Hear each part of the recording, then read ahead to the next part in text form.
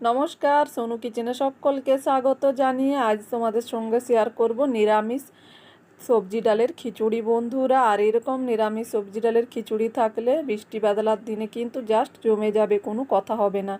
বানানো খুব সহজ, খুব অল্প উপকরণ দিয়ে ঝটপট বানিয়ে ফেলতে পারবেন বন্ধুরা। আর এদিকে তো কাল থেকেই বৃষ্টি শুরু হয়েছে, সারা দিন সারা রাত ঝমঝমিয়ে বৃষ্টি হচ্ছে বন্ধুরা। তাই ভাবলাম আজ খিচুড়ি না বানিয়ে হচ্ছেই না। আর কম বেশি আমরা সকলে কিন্তু খিচুড়ি খেতে খুব ভালোবাসি বন্ধুরা। তো চলো আজ খিচুড়ি প্রেমীদের জন্য একটা দুর্দান্ত স্বাদের নিরামিষ খিচুড়ি রেসিপি তৈরি করে নিই ঝটপট। তো রেসিপিটা বানানোর জন্য মুগ ডাল নিয়ে নিয়েছি। ডালটাকে শুকনো খোলার মধ্যে ভেজে নিয়েছি আমি। খুব ভালো করে লো টু মিডিয়াম আছে ডালটাকে ভেজে একটা প্লেটে উঠিয়ে নিয়েছি ঠান্ডাতে। তারপর ওই কড়ার মধ্যে ওই কাপ মেপেই আমি 1 কাপ দিয়ে দিচ্ছি বাসমতি চাল। বাসমতি আমি এখানে চালটা দিয়ে দিয়েছি। চালটাকেও আমি 2 মিনিটের মতো গরম কড়াই একটু ভেজে নিচ্ছি। এতে করে কিন্তু খিচুড়িটা খেতে খুব সুস্বাদু হয় বন্ধুরা, আর খুব টেস্ট হয়। এর স্বাদটা কিন্তু অন্য খিচুড়ির থেকে একটু আলাদাই হয়। একবার বানিয়ে খেলে বুঝতে পারবে, এইভাবে চাল ডাল ভেজে দুর্দান্ত লাগে খেতে। তারপর এদিকে একটা গ্যাসের মধ্যে কড়া বসিয়ে আমি কিছু সবজি ভেজে নিচ্ছি। তার মধ্যে দিয়ে দিচ্ছি কুচনো গাজর, বড় বড় ডুমু ডুমু করে কেটে নিয়েছি। আর দিয়ে দিচ্ছি একটা আলু, বড় সাইজের একটা আলুকে কেটে নিয়েছি আমি বেশ বড় করে। এখন আলু আর গাজরটাকে ভেজে নিচ্ছি। আলু গাজরটাকে 3-4 মিনিট একদম লো ফ্লেমে আমি ভেজে নিয়েছি। আর আলু গাজরটা দেখো ভাজাও হয়ে গেছে, এখন তেল থেকে ঝরিয়ে উঠিয়ে নিচ্ছি।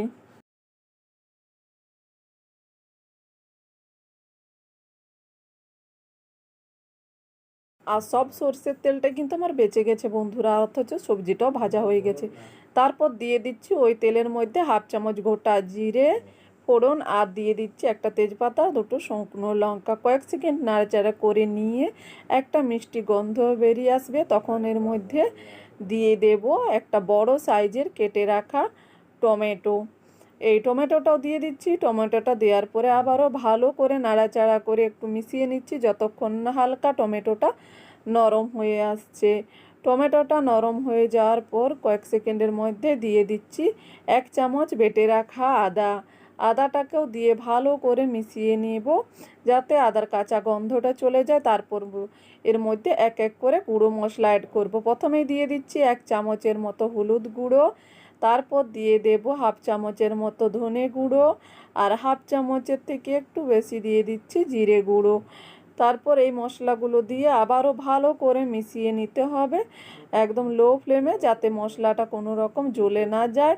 এভাবে আমি একটু মশলাটাকে কষিয়ে নিচ্ছি তেলের মধ্যে। তারপর দিয়ে দেব এর মধ্যে কেটে রাখা কুমড়ো। এখানে আমি 1 টুকরো কোচা কুমড়ো দিয়ে দিয়েছি। তোমরা চাইলে কিন্তু পাকা কুমড়ো ব্যবহার করতে পারো বা অন্য কোনো সবজিও ব্যবহার করতে পারো। তবে ঘরে থাকা যে কিছু উপকরণ ছিল বন্ধুরা, সেটা দিয়েই আজ তোমাদের সঙ্গে খিচুড়িটা শেয়ার করছি।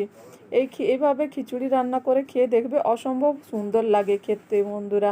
তো দেখো কিছুক্ষণ কষিয়ে নেওয়ার পর কুমড়োটাকে তারপর দিয়ে দিচ্ছি ভেজে রাখা আলু আর গাজরটা। এইভাবে এটাকেও বেশ কিছুক্ষণ 5 থেকে 6 মিনিট সময় নিয়ে আমি কষিয়ে নিয়েছি। তারপর দিয়ে দিচ্ছি চাল আর ডালটা। ডাল আর চাল কিন্তু আমি ভালো করে ধুয়ে পরিষ্কার করে নিয়েছিলাম, তারপর জল ঝরিয়ে এর মধ্যে দিয়ে দিচ্ছি।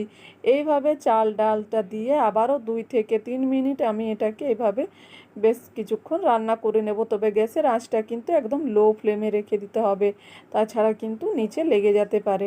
তো এইভাবে বেশ কিছুক্ষণ আমি এটাকে রান্না করে নিয়েছি। আর হলুদটা আমার একটু কম হয়ে গিয়েছিল বন্ধুরা, তাই আমি আবারও 1/2 চামচের মতো হলুদ এখানে দিয়ে দিয়েছি। তারপর দিয়ে দিচ্ছি উষ্ণ গরম জল। অবশ্যই খিচুড়িটা বানানোর আগে আপনারা উষ্ণ গরম জল একটু বানিয়ে দেবেন বন্ধুরা, এতে করে খিচুড়িটা খেতে কিন্তু খুব সুস্বাদু হয়। জলটা দিয়ে আমি এখন একটু মিশিয়ে নিয়েছি। আমি এখানে 3 গ্লাস জল ব্যবহার করেছি। তারপর স্বাদ মতো দিয়ে দিচ্ছি লবণ। লবণটা দিয়ে ভালো করে মিশিয়ে নিতে হবে যাতে খুব সুন্দর করে লবণটা মিশে যায় খিচুড়ির মধ্যে। তারপর এটাকে ঢেকে 3 থেকে 4 মিনিট আমি রান্না করে নেব। তো 4 মিনিট পর দেখুন খিচুড়িটা কিন্তু আমার সেদ্ধ হয়ে চালটা ডবল হয়ে গেছে। কড়ার মধ্যে হচ্ছিল না বলে আমি একটা হাঁড়ির মধ্যে এটাকে সেট করে নিয়েছি বন্ধুরা, ঢেলে নিয়েছি। তারপর এটাকে আমি আবারও 7 থেকে 8 মিনিট রান্না করে নিয়েছিলাম ঢেকে। তো দেখুন 7-8 মিনিট পর কিন্তু খিচুড়িটা আমার তৈরি হয়ে, অবশ্যই এই পদ্ধতিতে একবার খিচুড়ি বানিয়ে খেয়ে দেখবেন বন্ধুরা, অসম্ভব সুন্দর লাগে খেতে। তো খিচুড়িটা সাইডে রেখে দিয়েছি। তারপর এখানে পটল নিয়ে নিয়েছি আমি 4টে। এখন পটলটাকে কেটে নিয়েছি, তার মধ্যে দিয়ে দিচ্ছি স্বাদ মতো নুন আর হলুদ। নুন হলুদ দিয়ে ভালো করে পটলটাকে মেখে নেব খুব ভালো করে। আর খিচুড়ির মধ্যে কিন্তু পটল ভাজা, আলু ভাজা, বেগুন ভাজা, পাঁপড় ভাজা, মাছ ভাজা এগুলো খেতে কিন্তু দুর্দান্ত লাগে বন্ধুরা। আমি যেহেতু নিরামিষ বানাচ্ছি তাই এখানে পটল ভাজা আর পাঁপড় ভাজা বানাবো। তবে পাঁপড় ভাজা রেসিপিটা শেয়ার করব না বন্ধুরা, পটল ভাজা রেসিপিটা শেয়ার করছি। তোমরা চাইলে এখানে বেগুন ভাজা, আলু ভাজাও বানিয়ে নিতে পারো। এই ভাজা ভুজি দিয়েই কিন্তু খিচুড়ি খেতে বেশি সুস্বাদু লাগে এইরকম ঝমঝম বৃষ্টির দিনে। সামনে যদি এইরকম দুর্দান্ত স্বাদের খিচুড়ি আর পটল ভাজা থাকে বন্ধুরা, কার না খেতে ইচ্ছে করবে বলুন? জিভ দিয়ে জল চলে আসবে বন্ধুরা, এতটাই সুস্বাদু হয়েছে খেতে এটা। তো দেখো পটলগুলো একটা পিঠ ভাজা হয়ে গেছে, আর একটা পিঠ আমি পাল্টে ভেজে নিচ্ছি। আর খুব অল্প তেলে কিন্তু আমি পটলটা ভেজে নিয়েছি বন্ধুরা। এটা ভাজতে কিন্তু খুব বেশি সময়ও লাগেনি। বাইরে বৃষ্টি পড়ছে একদম ঝমঝমে বন্ধুরা। আর এরকম বাড়ির মধ্যে যদি থাকে পটল ভাজা আর দুর্দান্ত সাথে নিরামিষ খিচুড়ি, তাহলে কোনো কথাই হবে না, জাস্ট জমে যাবে বন্ধুরা। আর এক নিমেষেই খিচুড়ি কিন্তু শেষ হয়ে যাবে। যারা ভাবো খিচুড়ি খেতে ভালো লাগে না, তারাও একবার এইভাবে বানিয়ে খেয়ে দেখবে নিরামিষ খিচুড়ি, খেতে কিন্তু দারুণ লাগে বন্ধুরা, একবার না বারবার খাবে। রেসিপিটা ভালো লাগলে লাইক শেয়ার সাবস্ক্রাইব করতে ভুলো না, আর কমেন্ট করে জানাতে ভুলো না নিরামিষ খিচুড়ি